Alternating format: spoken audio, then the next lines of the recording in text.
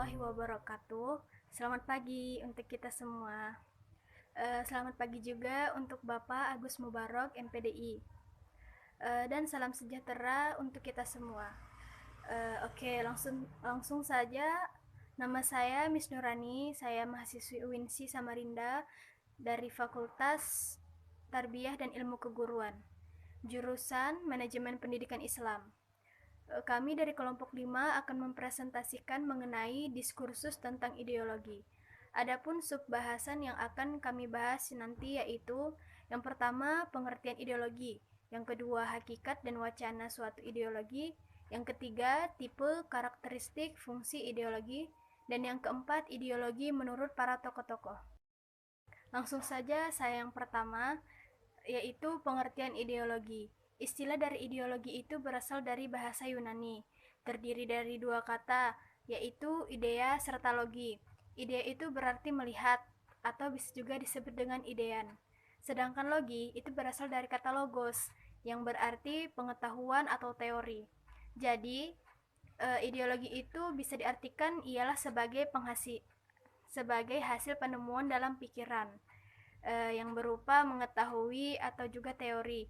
Ideologi tersebut bisa juga diartikan ialah sebagai suatu kumpulan konsep bersistem yang dijadikan sebagai asas pendapat atau kejadian yang memberikan arah dan tujuan untuk sebagai kelangsungan hidup. Ideologi juga adalah kumpulan ide-ide dasar, gagasan, keyakinan, dan kepercayaan yang sifatnya sistematis, sesuai dengan arah dan tujuan yang ingin dicapai dalam kehidupan nasional suatu bangsa dan negara. Ada yang menganggap pengertian ideologi adalah visi yang komprehensif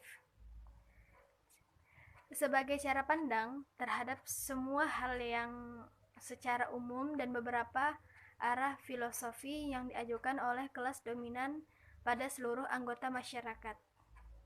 Saya akan menyampaikan tentang hakikat dan wacana ideologi. Hakikat ideologi adalah ideologi dalam hakikatnya merupakan sebuah gagasan, ide, dan juga ajaran. Secara umum, ideologi erat kaitannya dengan hal-hal politik, sehingga terkadang juga disebut sebagai ideologi politik. Cara pandang atau ideologi ini merupakan sebuah pilihan yang memiliki keterkaitan dalam proses perwujudannya. Dan bila seseorang telah memahami dengan seksama suatu ideologi secara lebih mendalam, dengan begitu maka seseorang akan mengambilkan ideologi tersebut dalam kehidupannya sebagai pedoman hidup. Menurut pemikiran seorang profesor bernama Profesor Lowenstein, ideologi merupakan suatu penyelarasan serta penggabungan pola pikir dan juga kepercayaan atau pemikiran bertukar menjadi sebuah kepercayaan.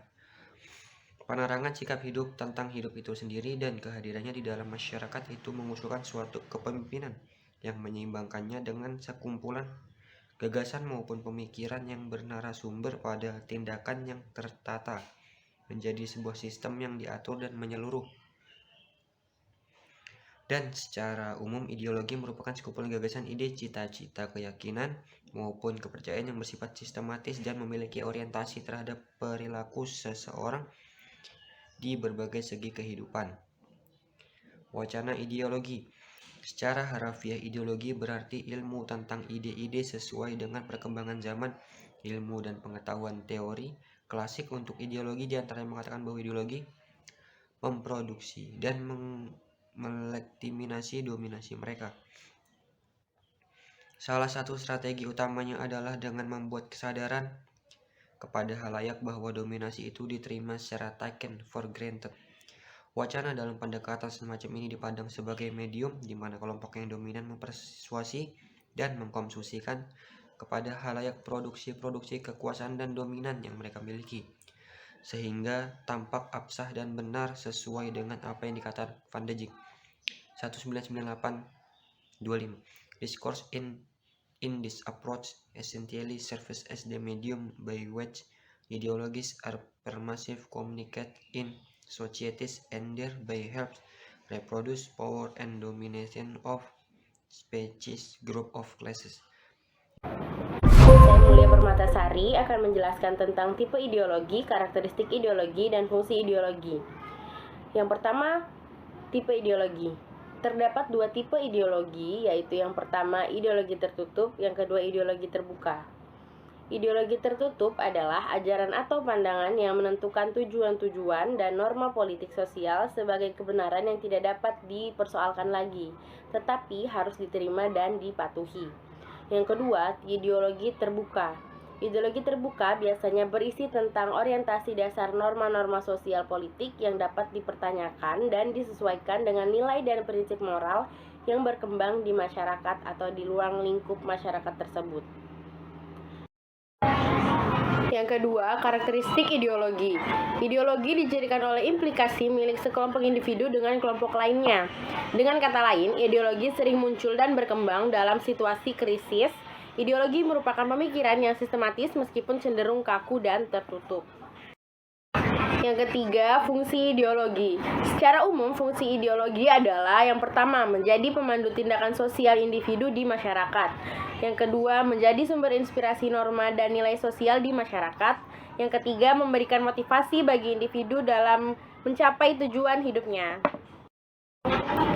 Materi yang terakhir yaitu tentang pengertian ideologi menurut para tokoh. Yang pertama yaitu menurut Francis Bacon, pengertian ideologi adalah sintesa pemikiran mendasar dari suatu konsep hidup. Yang kedua, menurut Alfian. Menurut Alfian, pengertian ideologi adalah sebuah pandangan atau sistem nilai yang menyeluruh dan juga mendalam mengenai bagaimana cara yang sebaiknya, yakni secara moral dianggap benar dan juga adil, mengatur tingkah laku bersama dalam beragam segi dan bidang kehidupan. Yang ketiga, Gunawan Setiardjo.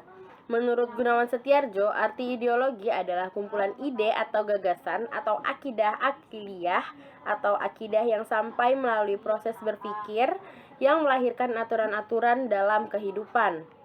Yang keempat ada Ali Syariati. Menurut Ali Syariati, pengertian ideologi adalah suatu keyakinan-keyakinan dan gagasan-gagasan yang ditaati oleh satu kelompok, satu kelas sosial, atau satu bangsa atau ras tertentu.